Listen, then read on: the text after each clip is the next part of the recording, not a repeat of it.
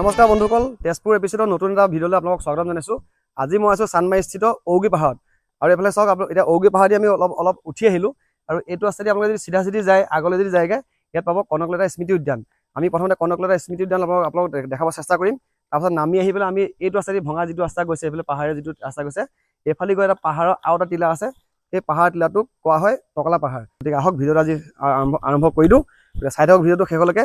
আজি ভিডিঅ'টো চাই আপোনালোকে নিশ্চয় ভাল পাব।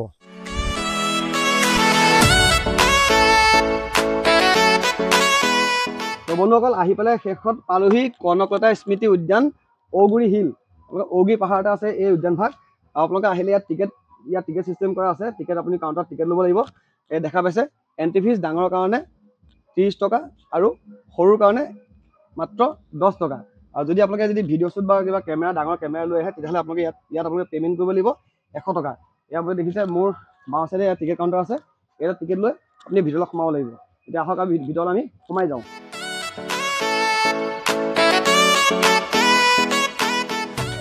ইয়াত কংক্ৰিটৰ দ্বাৰা এখন ধুনীয়া মানে এনেকৈ বেঞ্চ বনাই দিছে।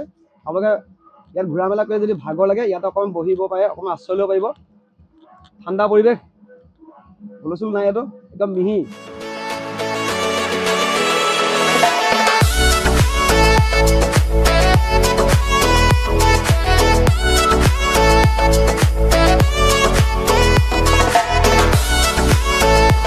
বন্ধুসকল আপোনালোকে যে এই যে স্মৃতি উদ্যানখন দেখা পাইছে 1942 চনৰ 20 ছেপ্টেম্বৰত ভাৰতীয় আন্দোলনত গহপুৰ থানাত জাতীয় পতাকা উত্তোলন কৰিব গৈ শ্বহীদ হোৱা কনকলতা বৰুৱা নামেৰে এই উদ্যানখন নামাংকন কৰা হৈছে। বন্ধুসকল খুব ধুনীয়া এটা পৰিৱেশ দেখাব গৈছোঁ। ধুনীয়া এটা মানে আপোনাৰ ছবি দেখাব আপোনালোক গৈ আছোঁ। আহকচোন চাই লওঁ। একদম খুব শান্ত এটা পৰিৱেশ, প্ৰাকৃতিক পৰিৱেশৰ মাজত একদম বিৰাজমান। খুব ধুনীয়া লাগে ইয়ালৈ আহিলে, মানে ক'বলৈ ভাষা নাইকিয়া। ইয়াৰ পৰা মানে তেজপুৰৰ বিউটিটো খুব ধুনীয়াকৈ আপোনালোকে এনজয় কৰিব পাৰিব। অকণমান ইফালে গৈ আপোনালোকক দেখাম এতিয়া তেজপুৰৰ মানে আপোনাৰ 60% তেজপুৰখন ইয়াৰ ওপৰলৈ আপোনালোকে উঠি আহিলে একদম সম্পূৰ্ণভাৱে আপোনালোকে দেখা পাব। এই কনকলতা উদ্যানৰ তলতে আছে মহাবাহু ব্ৰহ্মপুত্ৰ। ইয়াত দেখা পাইছে মহাবাহু ব্ৰহ্মপুত্ৰ।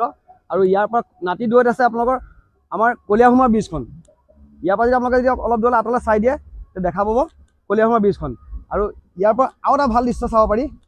আপোনালোকে তেজপুৰখনৰ 50% তেজপুৰখন আপোনালোকে ইয়াৰ পৰা দেখা পাব। তাৰ এংগলটো অকণমান ইফালে আমি ঘূৰিব লাগিব, সেই জেগালৈ যাম আমি।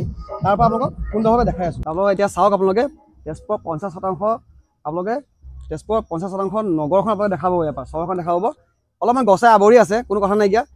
ইয়াৰ পৰা আপোনালোকে চাওক এইফালে আপোনাৰ হজাৰপাৰ পুখুৰী আছে আৰু এখন গোটেইখন তেজপুৰখন আমাৰ এই খুব প্ৰাকৃতিক সৌন্দৰ্যৰে ভৰপূৰ আমাৰ প্ৰেমৰ নগৰী তেজপুৰখন আপোনালোকে চাওক এবাৰ।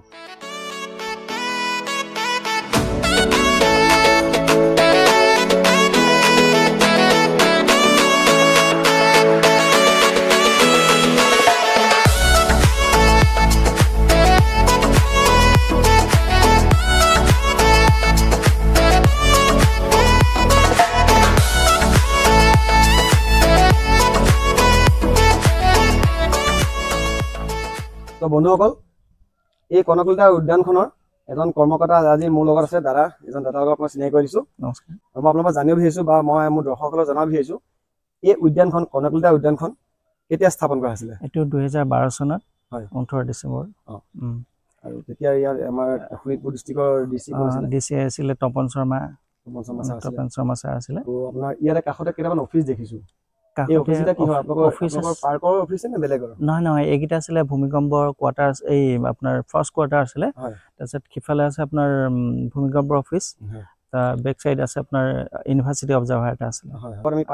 সেইটো আগত পায়হাটো ফাৰ্ষ্ট অফিচ আমাৰ ইয়াত নপৰে, আমাৰ আউটলাইনত। আৰু এই আপোনালোকৰ পাৰ্কখনৰ যিখিনি আপোনাৰ ইয়াত যিখিনি মানে চলি আছে বৰ্তমান এতিয়া কাম কাজ চলি আছে, অফিচিয়েলি কাম কাজখিনি ক'ৰ পৰা?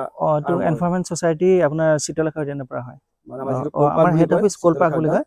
তাৰ পৰা সেইটো অফিচ আমাৰ, সেই অফিচৰ পৰা এইখিনি কণ্ট্ৰল কৰিব পৰা। যদি যিখিনি পৰ্যটক ইয়ালৈ আহে কিবা যদি জানিবলগীয়া হয় তেতিয়া আপোনালোকে মানে আমি চিত্ৰলেখাত পঠাই দিওঁ। চিত্ৰলেখাত পঠালে তেখেতসকলে অকল কনকলতা বুলি নহয়, চিত্ৰলেখা উদ্যান, অগ্নিগড়, পদুম পুখুৰী সকলোখিনিয়ে কথা জানিব পাৰে।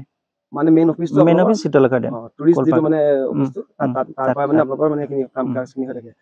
আৰু ইয়াত আপোনালোকক দেখিছোঁ মানে কিছুমান জেগাত বটল চটল পেলাবলৈ মানুহে পেলাব বিচাৰে কিবা খাবলৈ লৈ সেইটো আমি গেটতে সোমাওঁতে এণ্ট্ৰি হওঁতে কৈ দিওঁ তেওঁলোকক বহুত লোকে লৈ আহে ডাষ্টবিনত পেলাই কিছুমানে তেনেকুৱা থাকেতো বাহিৰৰ চাইডত পেলাই থৈ গুচি যায় সেইবিলাক আমাৰ মালিয়ে আমাৰ চাফাই চাফা কৰি কৰ্মকৰ্তা আছে বেলেগ লেডি এগৰাকী কাউণ্টাৰ আছে কাউণ্টাৰ এগৰাকী আছে আমাৰ গাৰ্ডেন চাব মালি আছে এজন মই গেটতো চাওঁ চব চোৱা চিন্তা কৰি মই চাওঁ ধন্যবাদ দাদা থেংক ইউ তেজপুৰ এপিছডত আপোনালোকে প্ৰত্যেকটো এপিছড আপোনালোকে চাই থাকক এটা এটাকে আপোনালোকক তন্নকে আপোনালোকক দেখাব চেষ্টা কৰি গৈ থাকিম যদি কেতিয়াবা যদি কিবা কথা যদি কওঁ যদি ভুল হৈছে কিবা যদি অসুবিধা পাইছে তেতিয়াহ'লে আপোনালোকে কমেণ্ট এটা জানি দিব আপোনালোকৰ সেই এটা কমেণ্ট মোৰ কাৰণে এটা আশীৰ্বাদ হৈ ৰ'ব কনকলতা উদ্যান আপোনালোকে দেখিলে এতিয়া যাওঁ আমি আহক টকলা পাহাৰ চাবলৈ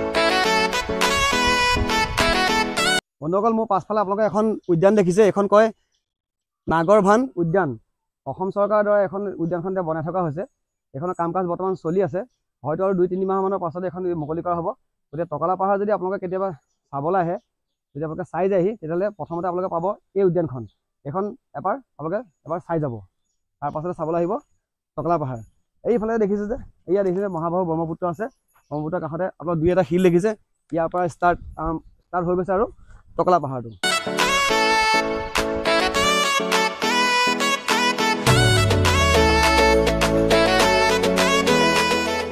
বন্ধুসকল এতিয়া চাওক আপোনালোকে মই একদম তেজপুৰত টকলা পাহাৰ একদম মধ্য অংশত উপস্থিত হ'লোহি একদম মাছ ভাগত মই এতিয়া আছোঁ আৰু মোৰ পাছফালে চাওক এইফালে ঘূৰি দিলে এইফালে দেখা পাব মহাবাহু ব্ৰহ্মপুত্ৰ আৰু এইফালে আপোনালোকে সূৰ্যাস্ত দেখা পাব অকণ পাছতে আৰু আপোনালোকে এইফালে যদি ঘূৰি দিয়া হয় আমাৰ একদম সুন্দৰ সেউজী তেজপুৰখন আপোনালোকে দেখা পাব চাৰিওফালে একদম সেউজীয়া এটা সুন্দৰ প্ৰাকৃতিক পৰিৱেশে একদম মনোমোহা এটা অঞ্চল আপোনালোকে তেজপুৰলৈ আহক বন্ধুসকল কেতিয়াবা আপোনালোক কাৰোবাক ক'বলৈ হ'ব যে জীৱনত এখন খুব ধুনীয়া ঠাই চাই আহিলোঁ যিখনৰ নাম হৈছে তেজপুৰ মানে শোণিতপুৰ অকল তেজপুৰ আহক আপোনালোকক মই একদম কাটৰ অনুৰোধ জনাইছোঁ তেজপুৰখন চাওকহি আপোনালোকে খুব মানে আপোনালোকে ভাল পাব আপোনালোকে তেজপুৰখন চাই পেলাই যদি আপোনালোকে সঁচাকৈ প্ৰকৃতিপ্ৰেমী হয় তেজপুৰখন চাবলৈ নাপাহৰিব আপোনালোকৰ চাবলৈ আহক আৰু লোককো লৈ আহক আৰু বেলেগকো জনাওক যে তেজপুৰখন আচলতে কি হয় আমাৰ তেজপুৰখন কেনেকুৱা হয় গতিকে আহক আমি আছোঁ আপোনালোকৰ লগত কিবা ক্ষেত্ৰত যদি সহায় লাগে আমি যাম আপোনালোকৰ ওচৰলৈ আগবাঢ়ি বন্ধুসকল টকলা পাহাৰলৈ আহিলে আপোনালোকে এভাগ বস্তু চাবলৈ নাপাহৰিব ওপৰৰ আপোনালোকে দেখা পাব ব্ৰহ্মপুত্ৰৰ একদম লগতে লাগি আছে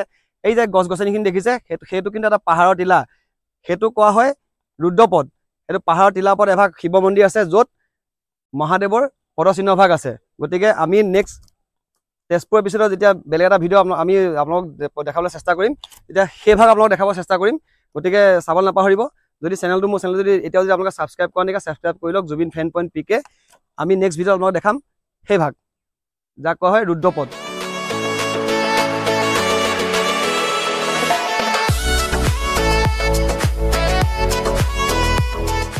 তো বন্ধুসকল এয়াই আছিলে আজি কনকলতা স্মৃতি উদ্যান আৰু টকলা পাহাৰৰ ভিডিঅ' তো ভিডিঅ'টো চাই কেনেকুৱা পালে আপোনালোকে জনাবলৈ নাপাহৰিব গতিকে আপোনালোকক অনুৰোধ জনাইছোঁ তেজপুৰ যদি আহে আপোনালোকে মহাভৈৰৱ মন্দিৰ চিত্ৰলেখা উদ্যান আৰু অগ্নিগড় চাই আপোনালোকে শেষ কৰি নাযাব যদি সময় সুবিধা পায় কেতিয়াবা এই টকলা পাহাৰ আৰু কনকলতা উদ্যানখন চাই যাবলৈ নাপাহৰিব গতিকে আজিলৈ ভিডিঅ'টো ইমানে সামৰিছোঁ বাই বাই জয় অসম